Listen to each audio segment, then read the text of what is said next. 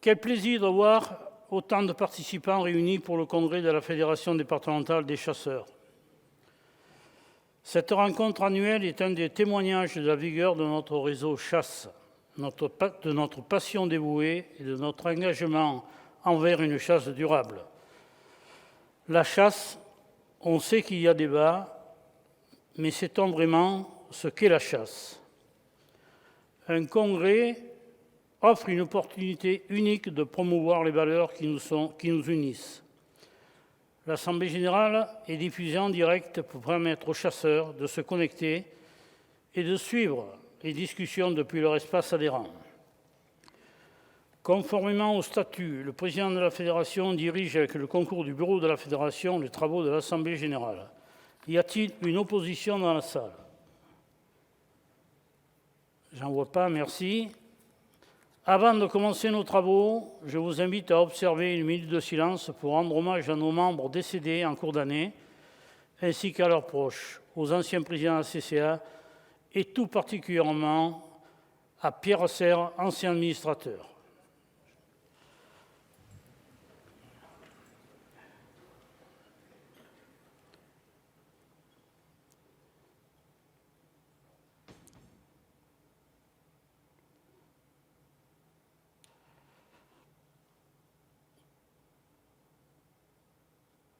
Merci.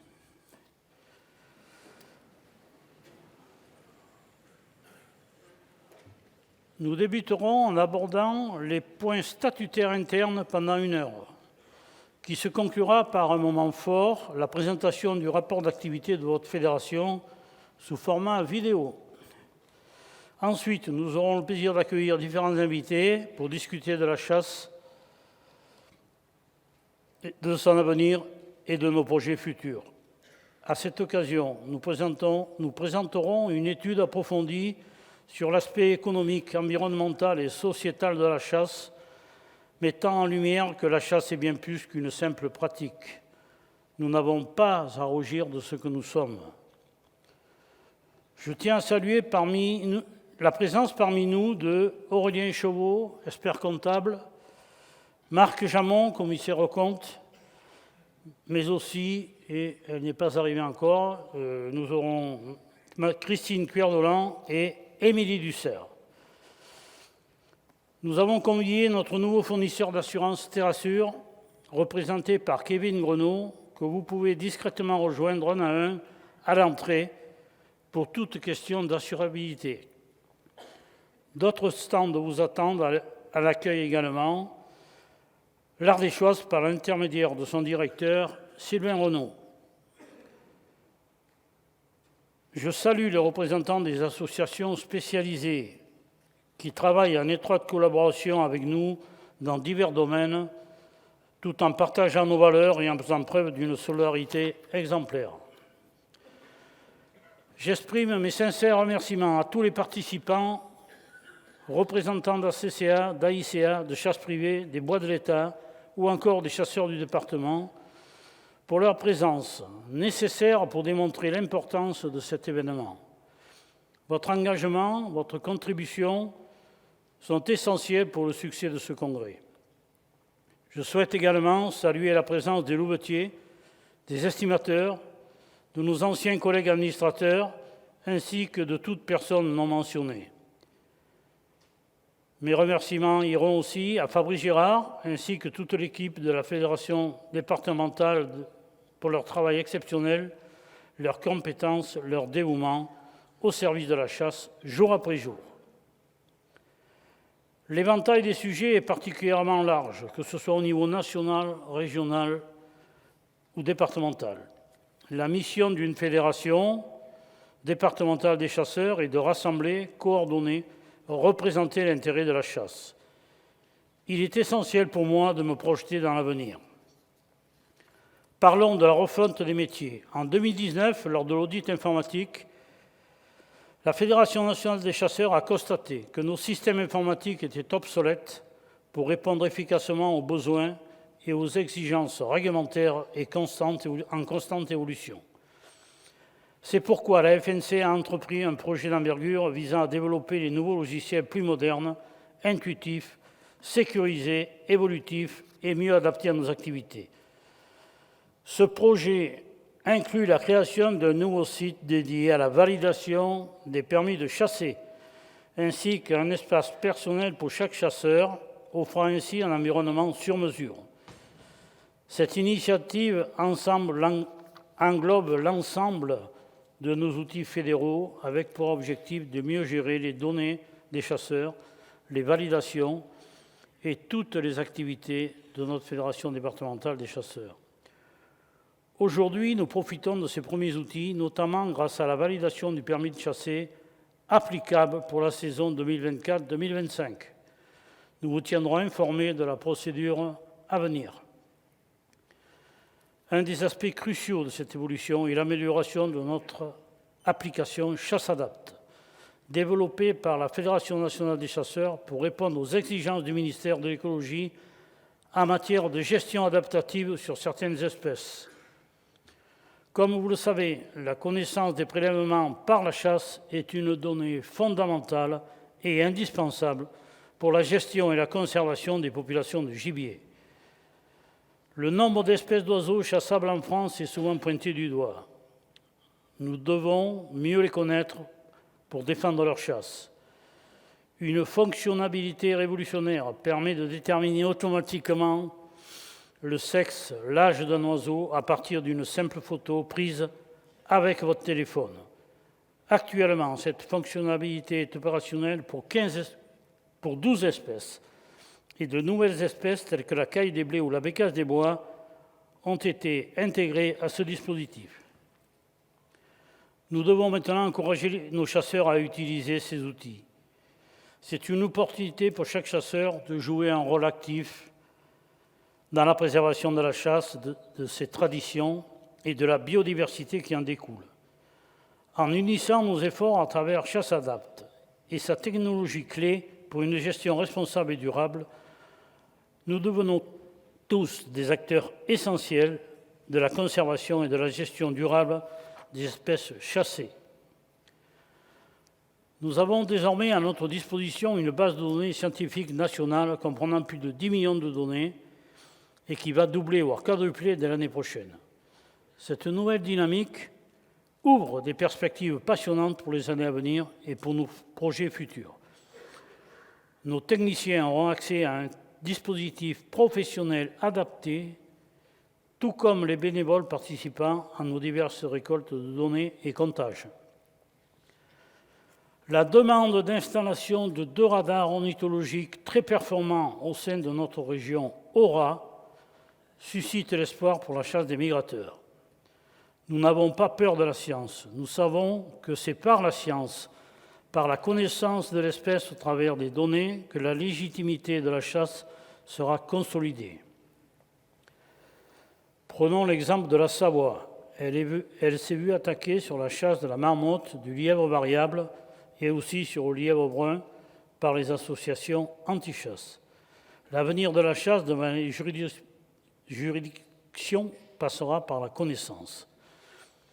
C'est de cette façon aussi que la Savoie a pu sauver ses chasses à la marmotte et au lièvre grâce à un parcours de comptage réalisé par elle depuis plusieurs années.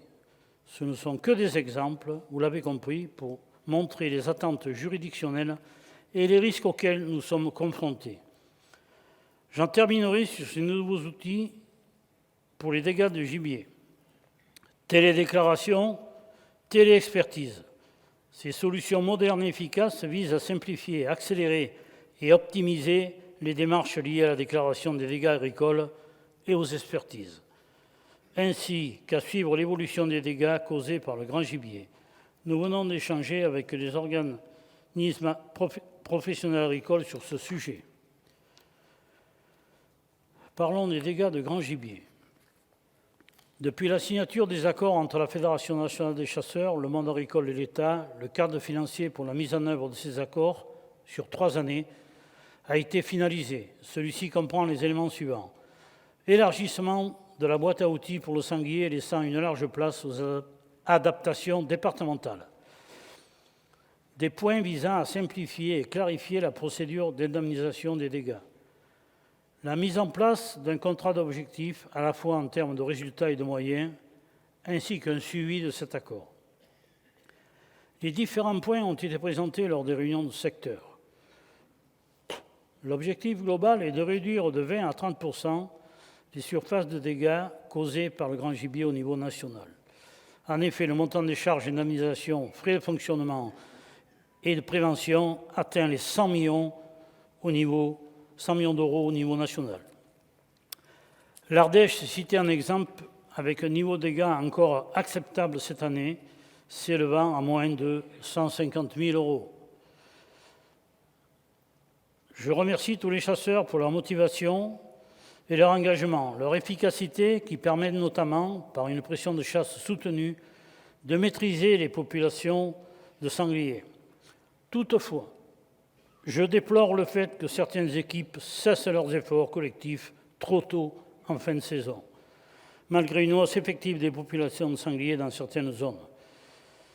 Soyez vigilants, attentifs, réactifs, car la peste porcine africaine est aux portes de la France. C'est de l'inconscience que de penser que cette maladie ne se développe pas aux portes de nos frontières.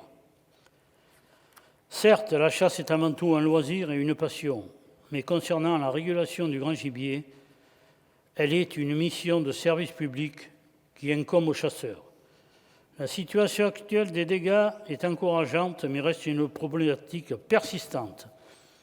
Il est essentiel d'avoir une population de sangliers adaptée à la capacité de vos territoires, ce qui demeure une priorité. Pour cela, vous devez mettre en place des actions possibles présentées dans cette boîte à outils, telles que la chasse anticipée, la chasse en mars, le renforcement des mesures de protection. Chacun, dans ses responsabilités, doit apporter une contribution significative à cet effort collectif. Conformément à notre schéma départemental de gestion synergétique à mi-parcours, nous nous engageons à évoluer dans la méthode de financement des dégâts, en introduisant une répartition modulable du calcul de la contribution territoriale de responsabilité au sein même de chaque unité de gestion. Cette évolution peut se réaliser en ajustant la dette relative aux dégâts et ou par une identification des territoires où l'effort de chasse est insuffisant, avec une modulation pouvant atteindre 30 ou 40% par de la CCA. Par le biais d'une convention avec l'État, une aide financière de 154 794 € pour soutenir la transition du système d'indemnisation des dégâts de grand gibier, suite à l'accord mentionné précédemment, a été attribuée au service d'indemnisation de l'FDC 07. Cette aide sera dégressive sur les 2 prochaines années, 2024 et 2025, en fonction des critères de réduction de la surface détruite. Ces critères sont basés sur l'évolution des surfaces détruites, céréales, maïs, colza, prairies, entre les récoltes 2019 et 2024. En cas de non-atteinte de l'objectif par département, l'aide sera réduite de 80% à 30%. Marc Guillon, notre trésorier, vous présentera lors de son discours les décisions prises par le conseil d'administration pour la répartition de cette somme dans le cadre de la convention Fédération-État. Transition toute trouvée pour vous présenter l'analyse des comptes.